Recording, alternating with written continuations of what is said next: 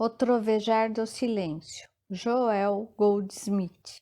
Capítulo 2. A Lei Kármica.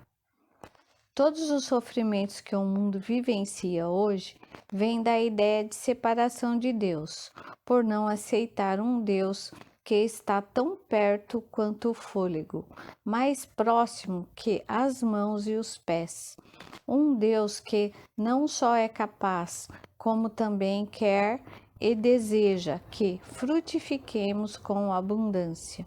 No tempo do paganismo, afora talvez um sentido de gratidão, as pessoas adoravam tudo aquilo que parecesse poder aniquilá-las e começaram a atribuir a tais coisas o poder da divindade. À medida que a consciência humana evoluiu, apareceu a ideia de um Deus único, mas aparentemente o homem não estava preparado para perceber Deus como realmente é. E assim encontramos um tipo estranho de Deus na escritura hebraica.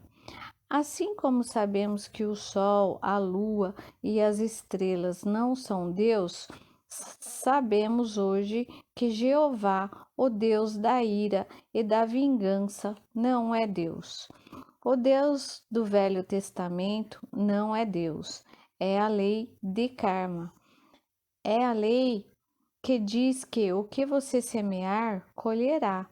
É a lei que diz que se fizermos o bem virá até nós. Por outro lado, se fizermos o mal, este recairá sobre nós. Como o homem pensa em seu coração, assim ele é. Essa definição não corresponde ao que é Deus. É a lei kármica que foi reconhecida como Deus. A lei nunca foi Deus, como João nos esclareceu ao revelar que a lei foi nos dada por Moisés, mas a graça e a verdade nos vêm de Jesus Cristo. Aí está a grande diferença entre a graça e a verdade de Jesus Cristo e a lei de Moisés. Há um mundo de diferenças entre a lei kármica e Deus, e embora seja necessário que todos conheçam e compreendam a lei kármica, é também necessidade vital que ultrapassemos essa velha lei rumo ao reino da graça. Nunca conseguiremos esse objetivo violando a lei do karma, mas compreendendo seu lugar e significado em nossa vida. Os 10 mandamentos com que estamos familiarizados são parte dessa lei. Por exemplo, vejamos a ordem: honrar o pai e a mãe. Alguém chamaria essa ordem de ensinamento espiritual? Qualquer um que tenha sido colocado pelo Espírito de Deus, mesmo no mais leve grau, seria incapaz de fazer outra coisa senão honrar o pai e a mãe e amar seu próximo como a si mesmo. Teria existido alguém que tivesse a pretensão, mesmo em sonho, de dizer a Jesus Cristo ou a João de Patmos, ou Buda ou Lao Tse, para honrar o pai e a mãe e amar os inimigos como a si próprio? Poderá alguém que tenha sido tocado pelo Espírito de Deus ter manifestado intolerância, parcialidade ou preconceito contra raças ou religiões? Essas leis são para os seres humanos que ainda não alcançaram o estado mais alto como humanos, mas estão em estado de consciências tão baixo que ainda precisam ser lembrados de que não podem cobiçar a propriedade do vizinho, sua mulher, sua terra. Houve, de fato, nos primórdios da humanidade, a necessidade da lei, quando era necessário que nos dissessem como agir uns com os outros. Se, porém, continuarmos nesse estágio, nosso caminhar rumo à liberdade espiritual será muito lento. Todos os que estão na terra um dia estarão no céu. Todo mundo poderá um dia se elevar acima da doença e do pecado mortal e aceitar a herança de sua filiação divina, mas ninguém poderá fazê-lo vivendo sob a lei e nem aprendendo a ser um bom ser humano. Essa tarefa não poderá ser levada a cabo apenas por alguma forma humana de adoração, nem pelo fato de alguém se tornar honesto e ético. Estas são apenas as primeiras etapas. Deixando nossos desejos carnais, mortais, egoísticos, apenas provamos que estamos progredindo rumo a um estágio mais alto de humanidade. Por fim, virá o dia em que, de fato, atingiremos a realização do Espírito de Deus que habita em nós, quando estaremos face a face com Ele. Quando Ele tocará nosso ombro, nossa cabeça ou nosso coração. Quando, de um modo ou de outro, Ele anunciará a sua presença. Até lá, não seremos mais que bons homens ou mulheres. Até lá, não estaremos muito isentos da lei do prêmio e do castigo. E, desse momento até o fim de nossos dias na terra e pela eternidade afora, estaremos sob a graça. Então, já podemos ter os primeiros vislumbres dessa grande verdade, que estivemos vivendo tantos dias de esforço sob a lei de karma, violando-a ou obedecendo-a, acreditando que, se fôssemos bons, hoje as coisas boas do mundo fluiriam amanhã até nós e que poderíamos trapacear amanhã burlando a lei. Foi-nos dito que, se pecássemos, Deus nos puniria, mas essa é a versão de Deus do Velho Testamento. Nenhum desses ensinamentos que tenha sido consignado por Jesus Cristo aparece no Novo Testamento. Ao contrário, ficou claro que Deus alegra-se mais com um pecador que alcança a percepção do Pai do que com 99 que passem pela terra como justos.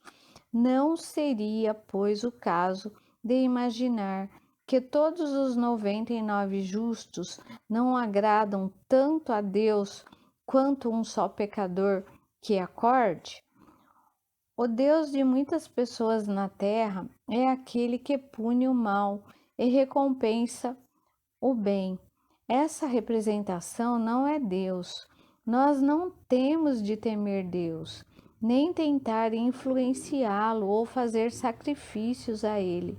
Deus é o mesmo para o santo e para o pecador. Deus é bom, é amor. Deus é eterno, imortal, espiritual, princípio criativo do universo, princípio que mantém e sustenta a criação. E poderá alguém acreditar que Deus seja assim hoje e amanhã, por termos cometido um erro, seja diferente?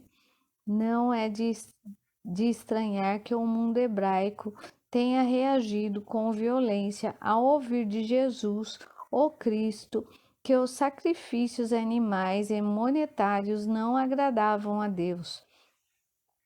Naqueles tempos, as pessoas acreditavam que Deus deveria ser agradado, aplacado, abrandado.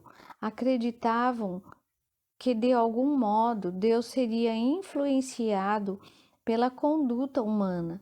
E o mesmo ocorre ainda hoje, quando algum devoto adorador acende uma vela para Deus, paga o dízimo pensando em subornar Deus, ou observa jejuns e dias santos com a ideia subconsciente de que tal conduta possa influenciar favoravelmente Deus em seu próprio benefício. Deus nunca premia a virtude e nem pune o pecado. Na verdade, o pecado é punido pelo próprio pecado. Noutras palavras, se alguém fizer uma ligação elétrica errada, será queimado, mas não poderá censurar a eletricidade por isso. A eletricidade não quis puni-lo, ele trouxe para si a própria punição, agindo erradamente. A pessoa que entrar na água ficará assustada, se debaterá e quase se afogará, sem poder repreender a água, mas sim a própria ignorância de como se portar dentro da água. Ninguém pode violar a lei e não ser punido pela violação, mas ninguém poderá censurar Deus pela consequente punição. A culpa disso não está em Deus, mas na conduta individual e na não compreensão individual da natureza da lei. Uma vez que tenhamos compreendido que há uma lei kármica e que os seres humanos estão a ela sujeitos, nossa primeira tarefa será nos colocarmos em harmonia com a mencionada lei. Noutras palavras, se há uma punição para o roubo, devemos, em primeiro lugar, aprender a parar de roubar. Se há punição para a mentira, devemos nos treinar a não mentir, mesmo que no momento pareça haver alguma vantagem no deslize da falsidade. De fato, podemos mentir e enganar em nossos negócios e talvez ganhar algum proveito provisório, mas se compreendermos que toda mentira, engano ou trapaça nos fará, por fim, naufragar, mais que provavelmente começaremos a nos treinar a não indulgir em relação a métodos inescrupulosos de agir na vida, quer pessoal, quer social e comercial. O primeiro esforço, pois quando entendemos que há uma lei kármica, é nos livrar dos males que trariam más consequências para nós. É indubitavelmente melhor viver nesse estado de consciência que num estado inferior, mas devemos atentar para o fato de que tal estágio de vida é o estágio hebraico vivido sob a imposição. Tu não podes, de Moisés. Tu não podes fazer isso, e assim não trarás o castigo sobre ti. Tu não podes cobiçar a casa de teu vizinho, e assim não atrairás problemas para ti. Tu não podes roubar, tu não podes cometer homicídio. Deves honrar teu pai e tua mãe, o que significa que não deves esquecê-los, ignorá-los ou maltratá-los. Não se discute o fato de que, quando obedecemos aos 10 mandamentos, nos colocamos em harmonia com a lei kármica e nos beneficiamos com isso. Não podemos, porém, esquecer que estamos ainda sob a lei e que uma próxima violação pode trazer problemas pelo tempo que vivermos apenas sob os 10 mandamentos. Estaremos, todavia, vivendo humanamente e sob as leis humanas. Essa é a maior parte de Deus que a Bíblia revela, mas não é Deus. Essa é a lei. É o Deus Senhor, é o Deus Lei, a lei kármica, a lei de causa e efeito. O que semeares, colherás. Isso não é Deus. O que tu semeares, tu colherás. Mas não se faz menção a Deus. Apenas nos avisa que, quando fizermos o certo ou o errado ao semear, teremos o certo ou o errado ao colher, mas certamente está claro que Deus nada tem a ver com a semeadura ou com a colheita, e pois nada disso guarda referência com Deus. Refere-se, sim, à lei kármica, a lei de causa e efeito, encontrada ao longo da Bíblia.